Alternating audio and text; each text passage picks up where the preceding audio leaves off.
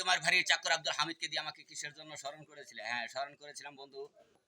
ওই ফুটন্ত গোলাপ গুনাইকে দেখেছি। গুনাইকে দেখার পর আমার মাথাটা খুব ক্লান্ত হয়ে গেছে। আমি বুঝলাম যে বাল্যকালের বন্ধু ডাক্তার রহমান ডাক্তার, উনি ছাড়া এই কাম এই পৃথিবীতে কেউ হাসিল করে দিতে পারতো না। প্রয়োজন হলে দোষ 50% ওয়াট নগদ 5,000 টাকা কাট দেবো, 9 লক্ষ টাকার জমিন আমি তোমাকে ওয়েল দেবো। আমি চাই ওই আকাশে ফুটন্ত গোলাপ গুনাইকে, গুনাই গুনাইকে তোমার হাতের হাত মুঠি করে দেবো দোষ। আমি বাল্যকালের বন্ধু, ছোট সময় তোমার সাথে চলছি।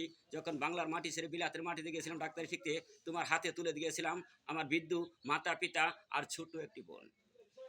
সে আস্তে আস্তে বড় হয়েছে, তুমি তার রূপ দেখে রূপের পাগল হয়ে নারী নির্যাতন করছিলে, সমাজে মুখ না দেখে গলায় কলসি বেঁধে নদীতে জাপ দিয়ে আত্মহত্যা করছে।